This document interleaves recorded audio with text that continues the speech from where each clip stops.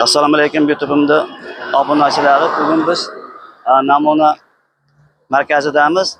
Agra magazin ochilgan ekan yangi.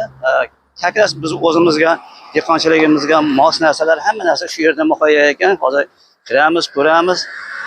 Kerak narsalardan nima shu yerdan olsak bo'lar ekan. Bu tomoni Beshoraqa boradigan yo'limizda, bu tomoni Qo'qonga ketadigan yo'lda shunday yo'lni ustida ekan.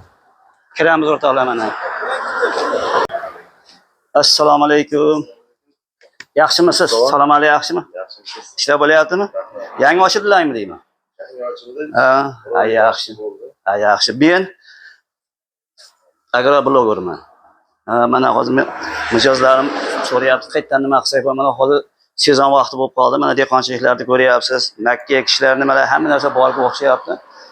Keyin dorilar ham ximikatlari haqida mana chira birinchi o'rinda hozir chira bo'lib qoldi. Shunga qarshi ag'ini o'zingiz tavsiya qilaverasiz. Hozirgi kunda ximikatlarda nomi ko'payib ketdi. Endi biz tarkib bo'yicha ishlashimiz kerak. Tarkibida misol uchun Liambada sigalotrin, imidacloprid, diametaxan, bular shiralar, qo'ng'izlar, qurtlarga ta'sir qiladi.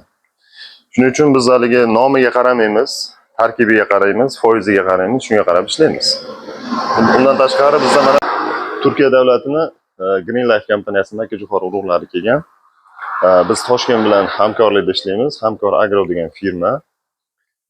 Farg'ona bo'yicha men tarqataman. Ya'ni Farg'onada do'kon bormi, fermer bormi, hammasiga birinchi qo'l tarqataman. Silos variantlarimiz don 120 kunligi ham bor, 90 kunligi ham bor. Har xil variantlar. Misol, yerim ertaroq bo'shadi desa, sal uzunroq kunini, kechroq desa, qisqa kunini beramiz. Keyin chet elda gul urug'lari ham bor. Barcha turdagi shu o'simlikka, dehqonchilikka kerak bo'ladigan hamma narsani bu yerda topsa bo'ladi.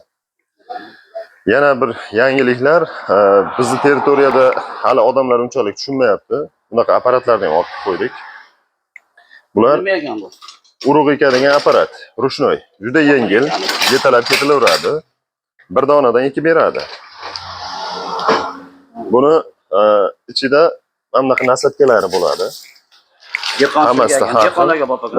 Hovlilarga ekkan. Urug'ni razmeriga mos nasatkani qo'yib turib, ekilaveradi, bir donadan ekib beradi. Hammasini. Buni ham bir 4 xil varianti bor. Bundan tashqari fermerlarga hozir bu yangi keldi bu oziqa, hali ommalashmagan. Tarkibida fulvi kislotasi bor, mikroelementlari bor. O'simlikni ildizini so'rish kuchini oshiradi. Endi hali xalq tilida yashna sushi deydi-yu, lekin buni tarkibi jihatdan har qanday yashil o'simliklarga tavsiya qilinaveradi. Tarkibida fulvi kislota bor. Shu tuproqdagi o'simlikka kerak bo'lgan organik kislota, fulvi kislotasi. Bundan tashqari mikroelementlari bor. Shuni tavsiya qilyapmiz katta maydonlarga. Ko'payib ketdi, hamma hozir shiraga qarshi. Shira ko'payib ketdi. Shunga hozir bir oddiy dehqonchasiga bo'lgan nimalaring bormi? Ximikatlar. Xo'p, ximikatlarni 10 gramligidan tortib 5 litrligigacha bor. Uni maydonim shuncha apparatimning razmeri bunaqa desa tushuntirib, alohida qilib bo'lib beramiz.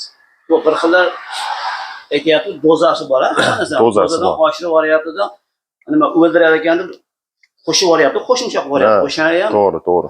Uni juda katta ziyon. Yo'q. Foydasi yo'q baribir uni. Foydasidan ko'ra zarari katta. Zarari nimaki? Barcha ximikatlar umumiy qilib pestitsid deyiladi. Bularda tarkibida og'ir metallar bor. Og'ir metallar inson, hayvon, o'simlik organizmidagi barcha kasallikni keltirib chiqaruvchi metallar hisoblanadi. Shuning uchun ximikatni ham, oziqani ham hammasini o'zini me'yori yaxshi. Me'yorda qilish kerak. O'shani bilmayapti, bizni obunachilarim ham savol beryapti, aytyapman-ku, o'sha qurt kelmasdan oldin sep, me'yoridan iloji boricha kamaytirib sep deyapman-da. Shunaqa. Kamroq sepsa, ziyon bo'lmaydi. Hovlidamiz, bola-chaqa bor, nimalar bor, o'shaning uchun ular nima qilyapti, oshirib yuboryapti desam, deydi, o'latda nima qilaverik, qo'shib yuborik. Yo'q, undaqa qilmanglar deyapti. Men tavsiya beryapman. Siz mana mutaxassis ekansiz, o'zingiz o'shanga shu nimalarga aytib bersangiz, keyin hozir mana makkalar chiqishni boshladi. Qurt deyapti, qurt tushyapti o'shada. Makkajo'xorilarga makkajo'xori parvonasi zarar keltiradi ko'proq. Uni ham o'sha holatiga qarab biz etap-etap beramiz.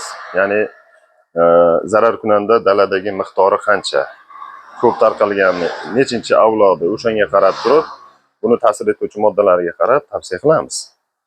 Birgalikda oziqalari bilan qilib beramiz. Kartoshkalar pishadigan payt mana qo'ng'izlar bosyapti ekan hozir. Ha. Shunga nima deyasiz?